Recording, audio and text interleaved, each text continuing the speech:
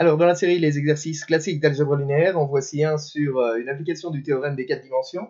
Il s'agit de l'exercice 1 de la feuille maths 51, et dont l'énoncé est le suivant. On se place dans un espace vectoriel K, que l'on suppose de dimension finie, supérieure ou égale à 2. À l'intérieur de cet espace vectoriel, on considère deux hyperplans H1 et H2, que l'on suppose distincts, et le but est de prouver que la dimension de H1 inter H2 est égale à n-2. Observez que même sans le résultat, vous pourriez le conjecturer. En effet, si vous travaillez en dimension 2, donc si vous travaillez dans R2, dans le plan usuel, deux hyperplans, ça va être deux droites vectorielles. Si elles sont distinctes, leur intersection, ça va simplement être le vecteur nul. Et donc l'intersection est de dimension 0. Si vous travaillez dans R3, à ce moment-là, deux hyperplans distincts, ce serait deux plans vectoriels distincts. Donc leur intersection, ce serait une droite, quelque chose de dimension 1. Donc en dimension 2, l'intersection de deux hyperplans est nulle, de dimension 0. En dimension 3, l'intersection est de dimension 1. Vous pourriez conjecturer raisonnablement cette formule-là. Alors, donc dans le cas général, en tout cas ici, ça se démontre à l'aide du théorème des 4 dimensions. Et le théorème des 4 dimensions peut s'énoncer en disant donc que la dimension de l'intersection de H1 et de H2,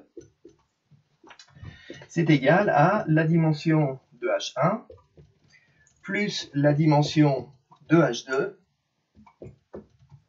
moins la dimension de H1 plus H2.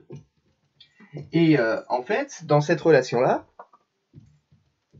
vous connaissez la dimension de H1, vous connaissez la dimension de H2, ce sont des hyperplans, donc ces deux dimensions sont évidemment égales à n-1, donc voilà, n-1 pour la première, n-1 pour la seconde, et il reste à trouver la dimension de H1 plus H2. Pour trouver la dimension de H1 plus H2, ce que l'on peut observer, c'est que H1 est contenu dans H1 plus H2, et qui lui-même est contenu dans E.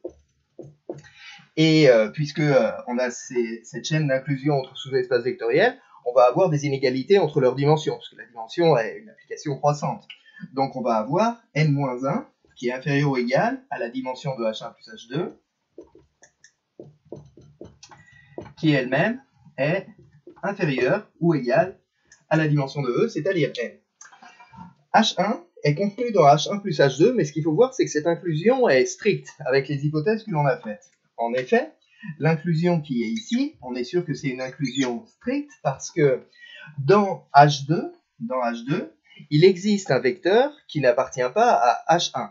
Si tout vecteur de H2 était contenu dans H1, ça voudrait dire que H2 est contenu dans H1, et puisque ce sont deux hyperplans, puisque H1 et H2 ont la même dimension, ça voudrait dire que H1 et H2, du coup, sont égaux, d'accord? Puisque H2 serait contenu dans H1, il aurait la même dimension, ils seraient égaux. Et ça, c'est interdit par l'hypothèse que l'on a faite, puisqu'on a supposé que les hyperplans étaient distincts.